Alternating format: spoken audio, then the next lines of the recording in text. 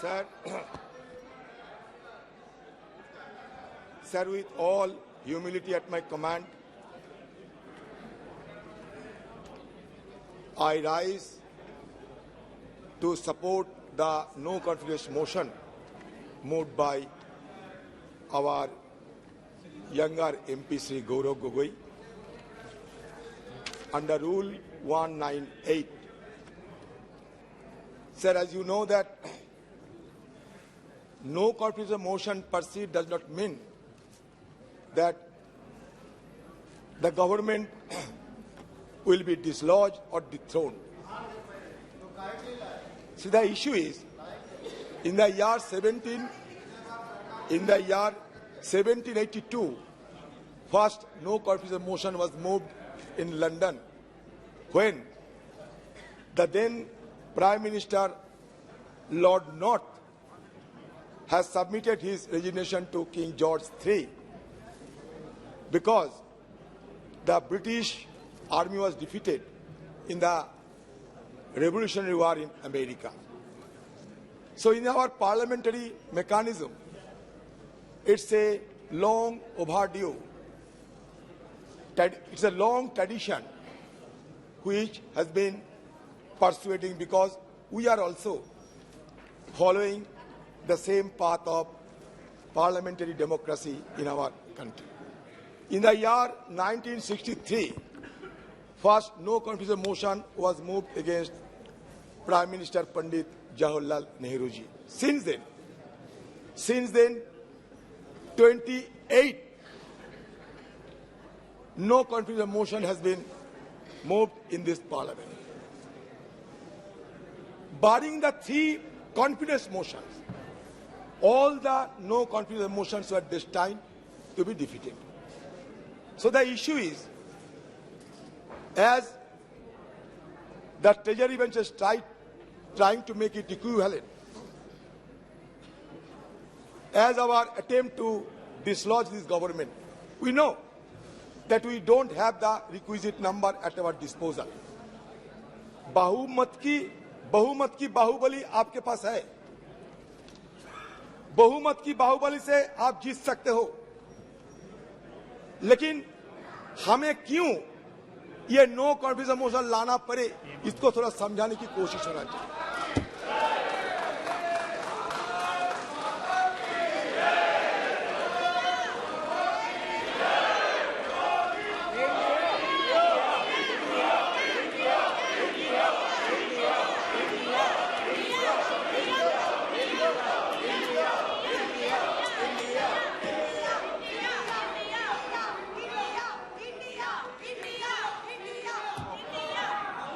Sir देखिए, ये no confidence motion की ताकत कितने हैं कि हमारे प्रधानमंत्री को हम लोग खींच के सदन में लाकर बैठे। यही ताकत होते हैं संसदीय परंपरा की। हम ये नो कॉन्फिडेंस मोशन आने के लिए कोई सोचा भी नहीं था, लेकिन हम बार बार ये गुहार लगाते आए थे कि कम से कम हमारे देश की प्रधानमंत्री सदन में आए और मणिपुर की मुद्दे पे हम बोलने का पहले कुछ बोले। ये सिर्फ हमारा मांग थी और कुछ नहीं।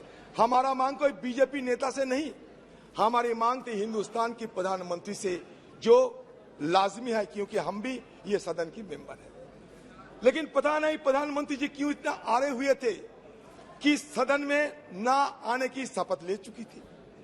तो इसी के चलते मजबूरन हमें भी ये संसदीय जो औजार इस्तेमाल करने की गुंजाइश है, ये संसदीय औजार को इस्तेमाल करते हुए हमें अविश्वास प्रस्ताव लाने पड़ी। ये अविश्वास प्रस्ताव लाने के पीछे सबसे बड़ा वजह है।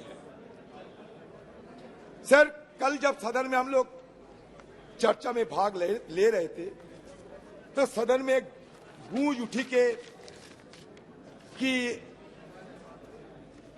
हमारे देश से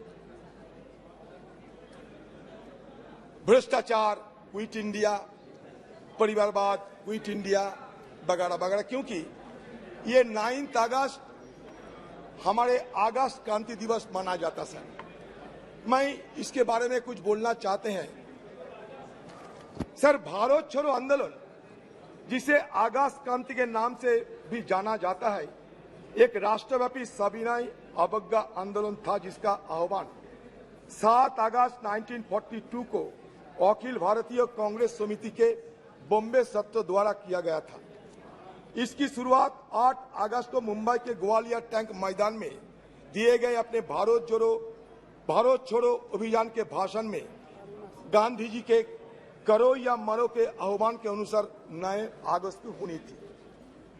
अंग्रेजों ने 8 अगस्त को ही बड़े पैमाने पर लोगों की नजरबंदी के साथ अत्यंत तेजी की प्रतिक्रिया व्यक्त की। 1 लाख से अधिक गिरफ्तारियां की गई, जिनमें गांधी जी सहित कांग्रेस के शीर्ष नेतृत्व के नेता भी शामिल थे। बड़े पैमाने पर जुर्माना लगाया गया और प्रदर्शनकारियों को सार्वजनिक रूप से मारा पीटा गया। हिंसा में सैकड़ों नागरिक मारे गए, जिनमें से अनेक पुलिस और सेना की गोली से मारे गए। सर, मैं ये कहना चाहता हूं इसलिए कि इसके पहले भी मैसूर में एक भयानक नरसंहार हुआ था, जहां हिंदू महासभा और आरएसएस की बेहद करीबी मैसूर के राजा की सशस्त्र सेना ने तिरंगे को सलामी देने के लिए 22 कांग्रेस कार्यकर्ताओं को गोली मारकर हत्या कर दी थी। 1942 में कानपुर में हिंदू महासभा शासकों के साथ सहयोग करने की रणनीति को निम्नलिखित शब्दों में रेखांकित किया गया था। हिंदू महासभा को मानना है कि समस्त व्यवहारिक राजनीति का प्रमुख सिद्धांत अंग्रेजों के साथ उत्तरदायी सहयोग की नीति है। उत्तरदायी सहयोग की नीति जो बिना शर्त सहयोग से लेकर सक्रिय और यहाँ तक कि सशस्त्र प्रतिरोध तक देशभक्ति के क्रियाकलापों के संपूर्ण क्षेत्र को कवर करती है। समय की जरूरतों, हमारे निपटान में संसाधनों और हमारे राष्ट्रीय हित के निर्देशों के अनुसार खुद को अनुकूल बताती रहेगी। सर, इसके साथ साथ व्यावहारिक राजनीति में महासभा जानती है कि हमें उचित समझौता के माध्यम से आगे बढ़ना चाहिए। इस तथ्य का प्रमाण यह है कि हाल ही में सिंध में निमंत्रण पर सिंध हिंदू महासभा ने गठबंधन सरकार चलाने के लिए मुस्लिम लीग के साथ हाथ मिलाने की जिम्मेदारी ली थी। बंगाल के मामले तो जगजाहिर है। आक्रामक मुस्लिम लीग वाले, जिन्हें कांग्रेस भी अपनी पूरी विनम्रता के बावजूद शांत नहीं कर सकी, जैसे इसी फजलुल हक के प्रधानमंत्रित्व और उनके सक्षम नेतृत्व में हिंदू महासभा और गठबंधन सरकार की संपर्क में आए, काफी हद तक समझौतावादी और मिलनसार हो गए। हमारे सम्मानित महासभा नेता स्वर्गीय डॉक्टर श्यामा प्रसाद मुखर्जी ने दोनों समुदायों के लाभ के लिए लगभग 1 वर्ष तक सफलतापूर्वक कार्य लिया। बंगाल मुस्लिम लीग मिनिस्ट्री में उप मुख्यमंत्री डॉक्टर श्यामा प्रसाद मुखर्जी ने हिंदू महासभा और मुस्लिम लीग की ओर से बंगाल सरकार के लिखे एक पत्र में यह स्पष्ट किया कि ये दोनों दल ब्रिटिश शासकों को कांग्रेस द्वारा आरंभ किए गए भारत छोड़ो आंदोलन के खिलाफ बंगाल के राक्षस के रूप में देखते थे। तो इसमें साबित क्या हुआ सर? ब्रिटिश के तरफदारी करने वाले आपके पूर्वजों ने ये देश के लिए यही हमें दान किया था। तो आप लोगों से इससे ज्यादा उम्मीद हमें नहीं थी कि जब अगस्त क्रांति के दिन आप अगस्त क्रांति के दिन नारा लगाते हुए वो बात हटा दिए और नया नारा लगाते हुए लोगों को आपने गुमराह करने का कोशिश किया। हमारा बात साफ है सर, क्विट इंडिया होना चाहिए। सांप्रदायिकरण से क्विट इंडिया,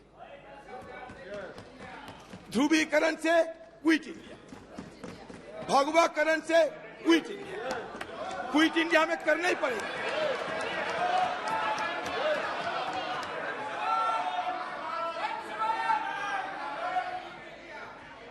आजादी के शाम न हम होने देंगे। शहीदों की कुर्बानी को बदनाम न होने देंगे। बची रहे एक बूंद लोहू की रंगों में भारत माता की आंचल को बर्बाद नहीं होने देंगे। यही हमारा मकसद है।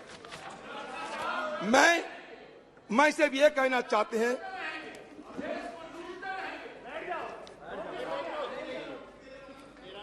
सर, प्रधानमंत्री जी को सम्मान के साथ ये कहना चाहते हैं कि देखिए प्रधानमंत्री जी, आप एक बार नहीं 100 बार प्रधानमंत्री बने, हमें कोई फर्क नहीं।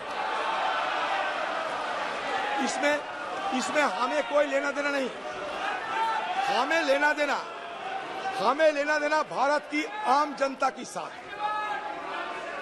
जब मणिपुर गए तो मणिपुर की दशा देखा हमने, और दशा देखने के बाद हमें जरूर यह महसूस हुई कि कम से कम देश की सबसे बड़ा मुखिया होने के नाते प्रधानमंत्री जी को एक बार मणिपुर के आम वासियों के लिए कुछ संदेश देना चाहिए थे। शांति की कोई पैगाम लेकर प्रधानमंत्री जी को खुद कोई कार्रवाई करना चाहिए थे। कम से कम आपकी तरफ से एक बार मणिपुर के लोगों को अपना मन की बात रखना चाहिए थे। सर, ये मांग कोई गलत मांग नहीं है, मणिपुर के आम लोगों की मांग था। सर, शेक्सपियर की एक मैकबेथ एक लेख है। मैकबेथ को सर ये टायरेंट कहा जाता था। एक टायरेंट किंग मैकबेथ, अत्याचारी राजा। तो मैकबेथ के अत्याचार देखते हुए शेक्सपियर ने बड़े दुख जताई थी और कह रहे थे कि स्कॉटलैंड में जिस तरीके की हमला हो रहे हैं, जिस तरीके की दुर्दशा देखे जाते हैं, तो उसमें बड़ी दुख के साथ एक कोई शब्द लिखे थे, it weeps, it bleeds, and each day a gas is added to the wounds. Each new morning, new widows howl, new orphans cry, new sorrows strike the heaven in the face. हमें भी लगा कि मणिपुर की हालत ऐसा ही है, जहां लोगों की मन में कोई चैन शांति कुछ नहीं थी। सारे मणिपुर, यही तो बात है, आप समझ नहीं सकते। अनारस के साथ बनारस की तुलना मत किया करो, चाना के साथ बेदाना की तुलना मत किया करो, बुलक के साथ हिलक की तुलना मत किया करो। इसलिए नहीं, क्योंकि हमारे प्रधानमंत्री जी जिस दिन मणिपुर के मुद्दे पे बोलना चाहिए था, कहां से छत्तीसगढ़ लाए, कहां से राजस्थान लाए, कीजिए ना। लेकिन मणिपुर की दंगा ये कोई छोटी मोटी बात नहीं है। मणिपुर की दंगा एक जाति दंगा के रूप में, एक सिविल वॉर की तरह सारे देश दुनिया में चर्चा के मुद्दे बन गए। आप जब यूरोप में गए थे, फ्रांस में, जहां आपको पुरस्कार मिला था, खुशी हुई हम लोग, आपको नवाजा गया बहुत बड़ा पुरस्कार में।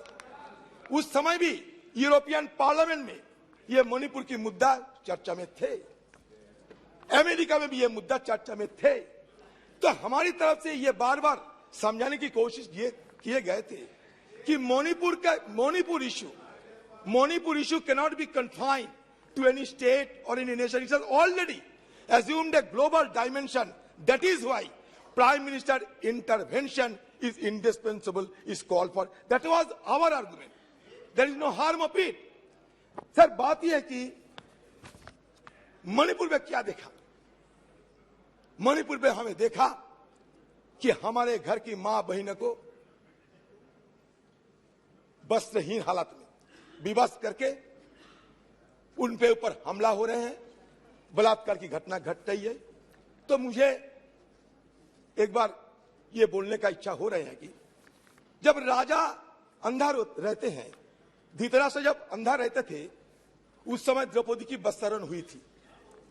आज भी राजा अंधे बैठे हैं, इसलिए किसी को नाम नहीं लिया, किसी को नाम नहीं लिया मैंने, किसी को नाम नहीं लिया मैंने। तो इसलिए जहां राजा अंधा बैठे रहते, जहां राजा अंधा बैठे रहते, वहां द्रौपदी की बस्तारण चाहे वो हस्तिनापुर में हो, चाहे वो मणिपुर में हो, होते ही रहते। मणिपुर और हस्तिनापुर में कोई फर्क नहीं रहता। आपने एक अपील की थी कि आइदर और साइड से बहस को शांति से सुना जाए। हम बड़े धैर्यपूर्वक सुनते गए। उन्होंने कहा कि हमने ब्रिटिश की कार्यपद्धति हमारी संसद ने अडॉप्ट की है, पूरे देश का अपमान किया, हम चुपचाप बैठे रहे। हमारी संविधान सभा ने ये पूरी प्रक्रिया तय की है, स्वीकार करी है। आगे माननीय अध्यक्ष जी, इसके बाद भी अनर्गल बोलते रहे। अब मैं अभी ये जो प्रयास कर रहे हैं, उनकी पार्टी ने उनको समय नहीं दिया। मेरे बोलने के साथ बात दिया जाएगा। आपने समय दिया, उसमें कुछ स्कोर करना चाहते हैं, कुछ मान्यता मगर माननीय अध्यक्ष जी, इस सदन की एक गरिमा है। देश के प्रधानमंत्री जी के बारे में जिस प्रकार का ये उल्लेख कर रहे हैं, मुझे लगता है ये विपक्ष के नेता के लिए शोभा नहीं देता। आपने उनको या तो कंट्रोल करना चाहिए, या तो ट्रेजरी बैंक के एमपी भी ये नहीं सुन पाएंगे। अमित शाह जी, आप थोड़ा बैठे, प्रधानमंत्री जी के गुस्सा नहीं आता आपको? क्यों आते हैं इतना? किसी को गुस्सा नहीं आते, तो चर्चा की मुद्दा है। आप मुद्दों पे बोलिए सर। मुद्दा पे तो बोलते हैं सर। हाँ। बहुत दिन पहले सुना इस देश से हजारों करोड़ रुपया लूटकर नीरव मोदी भागे थे,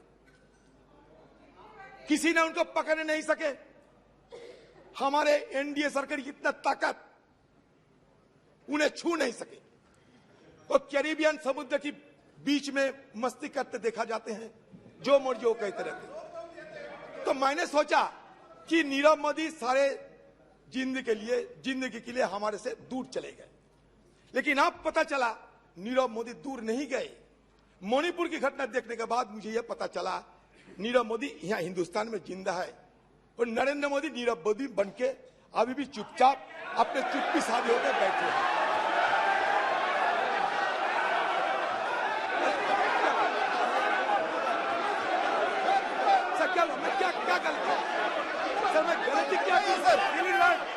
सर, इनको माफी मांगना चाहिए। इनका पार्टी इनको समय नहीं दिया, जैसे गृह मंत्री ने बताया। समय हमारे पार्टी से लिया है, और अभी इनका क्या क्या बात कर रहे हैं सर? ये चाँद से लेकर सर, ये अनाप शनाप बात नहीं चलेगा सर। चीता तक ये नीरव मोदी को लोन पे इन लोगों ने दिया है, कांग्रेस पार्टी ने दिए हुए हैं। सदन है, आप मुद्दों पे बोलिए। मैं तो ये मेटाफोरिकली बोला। इस सदन के अंदर मेटाफोरिकली नेता है। लोन कौन दिया? लोन कौन दिया? बोलिए। कोई गलत? अरे अजीर बाबू, लोन कौन दिया बताइए। आपके एआईसीसी ऑफिस फोन करके लोन दिलवाए नीरव मोदी को। क्या बात कर रहे हैं? अगर आप सत्ता में रहते तो नीरव मोदी इधर ही रहता था। उनको लोन वसूली करने के लिए हमने कोशिश की, हमारा सरकार, इसीलिए भाग गए हैं। उदाहरण की तरह बोले सर। बात यह है कि हमारे प्रधानमंत्री चाहे चांद हो और चाहे कूनो फोर्स की चीता हो, चांद हो, ये कूनो फोर्स की चीता हो, हर चीज में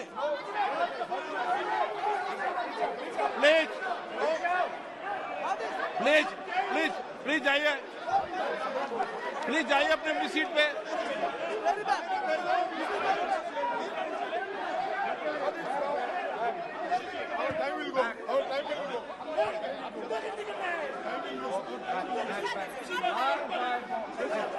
प्लीज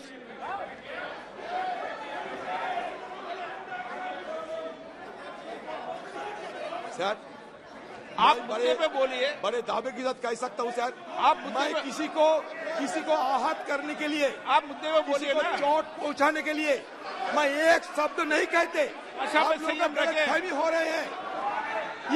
हम ये कहना चाहते हैं कि चाँद से लेकर कूनो फॉरेस्ट की चीता तक हर चीज में हमारे प्रधानमंत्री कुछ ना कुछ बोलते। संयम रखिए लेकिन आप। मणिपुर के बारे में उन्हें चुप्पी साधी रहे, ये हमें बिल्कुल पसंद नहीं हुई है।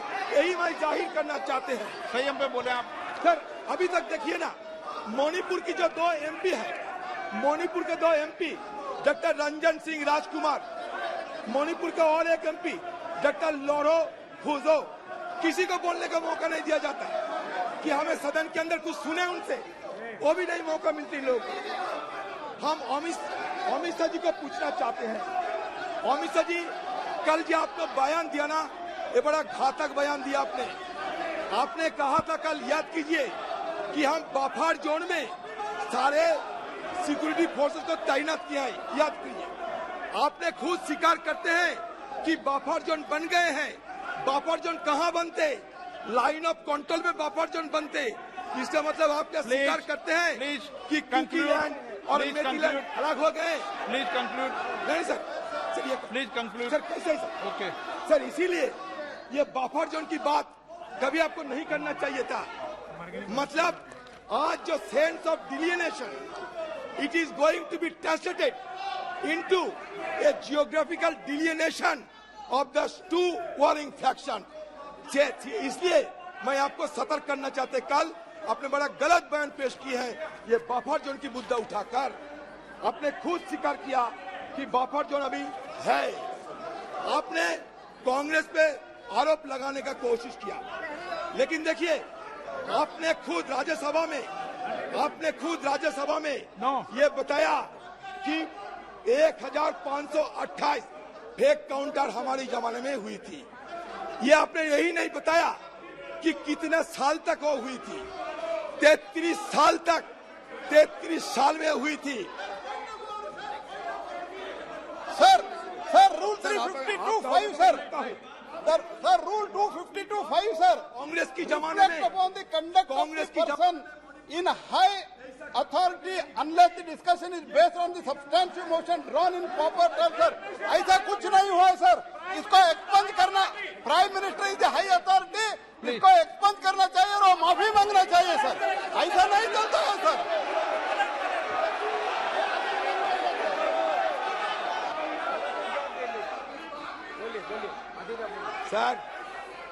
सर हमारे गीता में एक बात कहे जाते, गीता में अहंकारम बलम दर्पम कामम क्रोधम। इनका पॉइंट ऑफ ऑर्डर है माननीय अध्यक्ष जी। बोलिए ना। बोला ना सर। सर 352 अहंकारम 352(5) सर, बलम दर्पम referring to the fact matter on which the क्रोधम। judicial decision is pending। चौ- सेकंड सर, समर्थिता। मैं ये सब रेफर नहीं करता हूँ। मोमो 5वां नंबर पर यह है, रिफ्लेक्ट मोमो upon the atma. Conduct of the person. Yeshu.